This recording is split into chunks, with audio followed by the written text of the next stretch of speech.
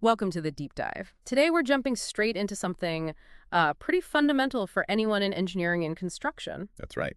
We're looking at the NEC4 Engineering and Construction Contract, the ECC. Yeah, this framework, it's all about, collaboration, clarity, using straightforward language. It's part of that whole NEC4 suite, so it links up with other documents, user guides, flow charts. And of course, those different main options, A through F, that let you tailor it. Exactly. But today our focus is, well, right at the beginning, core clause 1, general. It sounds simple, general, but this is really where the core principles are laid out. It's the DNA, like you said, for how the whole contract operates. Okay, let's dive in then. First up, clause 10.2, mutual trust and cooperation. Now that sounds nice, but in the real world of construction, does it, actually have teeth? It does, surprisingly so. It might sound a bit idealistic, but Yeah. it's absolutely central to the NEC way of working. Clause 10.2 explicitly says the parties, the project manager, the supervisor, they must act in this spirit. Must, so it's not optional. Not optional. It's about fostering a specific mindset. Think about early warnings, payments, managing the program, handling compensation events. These areas really benefit when there's genuine trust. It encourages people to talk early, informally, maybe solve something before it blows up into a formal claim. Right, so it's about heading off problems. But it doesn't let you ignore the actual contract rules, does it? Like, you can't just say, oh, but we trusted each other if someone hasn't followed Clause 31 or something. No, absolutely not. The clause itself is clear on that. This principle doesn't override specific obligations elsewhere. It's more about how you meet those obligations. It sets the expectation for interaction, for problem solving together. Okay, that makes sense. It's the how. So moving on to Clause 11, this is all about defined terms. I noticed lots of words starting with capital letters. I'm guessing that's important. Oh, incredibly important. You've hit the nail on the head. The NEC4 ECC relies heavily, really heavily, on these capitalized terms having very specific defined meanings. It's like learning the language of the contract. A common language for the project team. Exactly. If you don't grasp these definitions, misinterpretations are almost guaranteed. When you first pick up an NEC contract, honestly, spending time on Clause 11 and the defined terms is probably the best investment you can make. Okay, give us some key examples. Accepted program. What's the deal with that one? Right, the accepted program. This is the contractor's plan, how they intend to do the work that the project manager has formally accepted. It's not just any old plan. It's the plan. The baseline. The baseline, exactly. Progress is measured against it. It pops up everywhere, like in Clause 31 about submitting and accepting programs. It sets out the timeline, key dates, access dates, the completion date. When the contract mentions the accepted program, everyone knows precisely which version they mean. Got it. How about bill of quantities? Sounds like it's mainly about cost. Primarily, yes. The bill of quantities lists work items and their amounts. It's especially crucial for payment calculations under options B and D. Those are often the remeasurement or lump sum with BQ-type contracts, where Clause 56 refers to it. So quantity drives payment there. Precisely. It's distinct from the scope, which defines what work is done, and the site information, which describes the site itself. Okay. And the completion date? Seems obvious, but I suspect it's more loaded in contract terms. It is, yes. It's the date the whole job should be finished, as stated in the contract data. But it's the key date for assessing delays, potential damages, and it triggers other obligations too, like defects periods. Clause 30 and the contract data guidance covered its role. Compensation event. That sounds like something you definitely need to understand. Absolutely. A compensation event, Clause 60 lists them, and the flowcharts help visualize the process, is a specific event that happens, which can affect the time needed, or the cost, or sometimes both. Like an unexpected ground condition, maybe, or an instruction changing the work. Those are classic examples, yes. Finding something unexpected that wasn't in the site information, or the project manager instructing a change to the scope. These trigger a specific process to adjust the price, completion date, or key dates fairly. Contract data keeps coming up too. What's in there? Think of the contract data as the project's specific settings file. It fills in all the unique details for this particular project into the standard NEC4 template. So like names, addresses, specific dates, insurance levels. Exactly that. Start date, completion date, who the client is, who the PM is, key dates, if any, payment details, retention percentages, insurance requirements. It's all in the contract data. Part 1 provided by the client, Part 2 by the contractor. It makes a standard contract specific. Okay. Now, defect.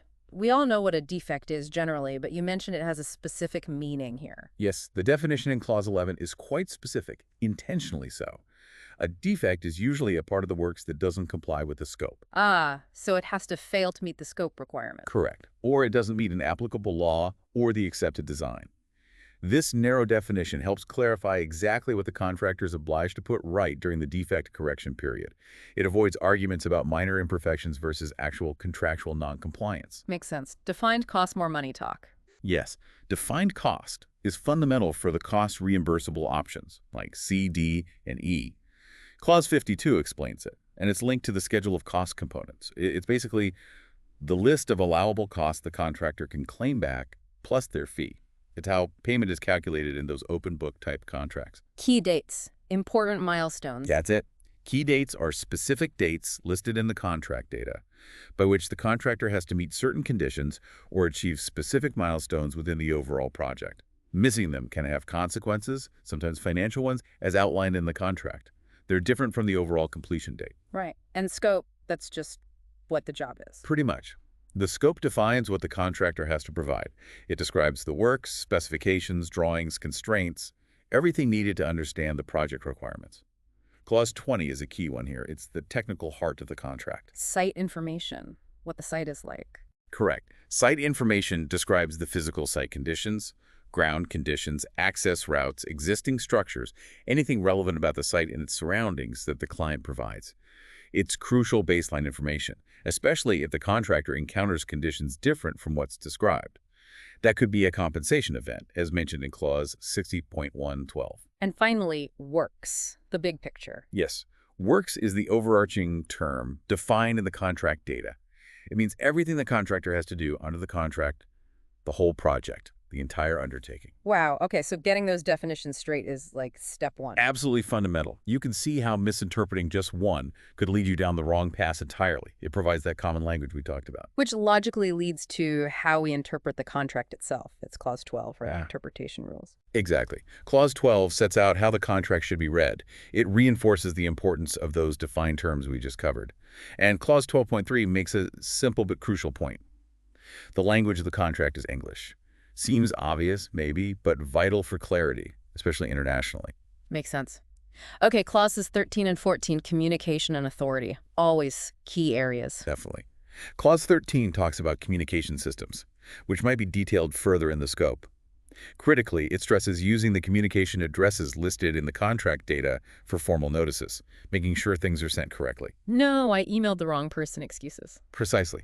Then Clause 14 deals with authority. It confirms the project manager and supervisor can delegate their powers, but Clause 14.2 makes it clear that if a delegate acts, it's considered as if the project manager or supervisor themselves acted. Accountability stays put. And the project manager gives instructions. That sounds powerful. It is. Clause 14.3 gives the PM the power to issue instructions. This can include changing the scope or key dates. Ah, and a change to the scope or key dates often means A potential compensation event, exactly. The flowcharts and other clauses link directly back to this power to instruct and its consequences. okay, this feels like it connects back to that mutual trust idea. Clause 15, early warning and risk management. Being proactive. Yes, Clause 15 is a cornerstone of the NEC's proactive approach. It requires either party client or contractor to notify the other as soon as they become aware of any matter which could potentially delay completion, delay meeting a key date, or impair the performance of the finished works. So you see a problem coming, you flag it. You flag it. Interestingly, you can also give an early warning if something might increase the contractor's total cost. The project manager then keeps track of all these warnings in the early warning register. I've seen this work really well. Flagging a potential supply chain issue early meant the team could find an alternative before it caused any actual delay. Saved weeks. So it's not just about delays, but cost and quality too. Are there times you don't need an early warning? Yes, the clause clarifies that if a compensation event has already been notified for that specific matter, you don't need to raise a separate early warning. The compensation event process is already dealing with it. Then the contract sets up a process right away, with a register and meetings. It does. Clause 15.2 says the PM prepares the first early warning register within a week of the starting date and calls the first early warning meeting within 2 weeks. It really tries to embed this proactive risk discussion from day one. What happens in those meetings? Is it about blaming someone? No, definitely not. As the guidance around Clause 15.3 emphasizes, the focus is cooperation.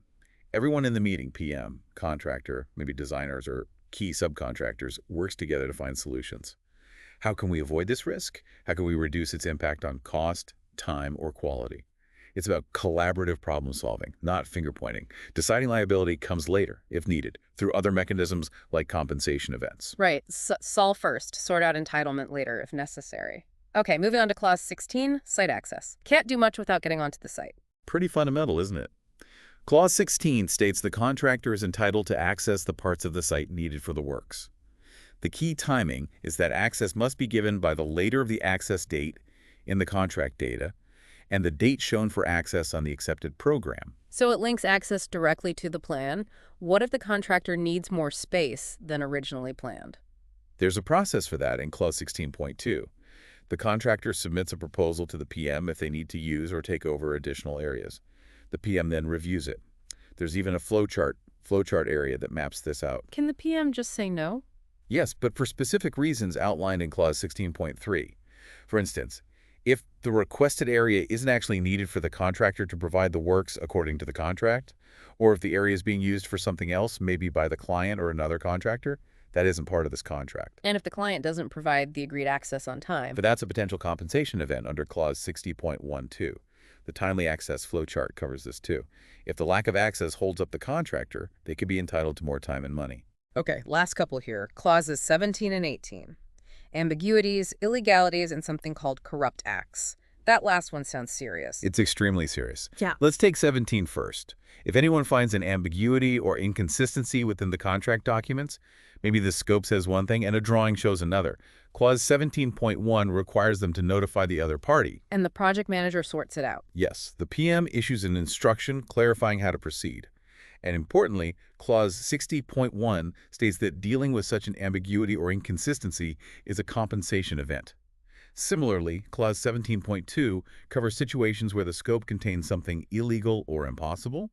Again, the PM instructs how to resolve it, and it's a compensation event. Okay, now Clause 18, corrupt acts. Right. Clause 18 defines corrupt acts bribery, essentially. Puts a strict obligation on the contractor to prevent such acts not just by their own people, but also within their supply chain. The guidance suggests flowing similar anti-corruption clauses down into subcontracts. And failure has big consequences.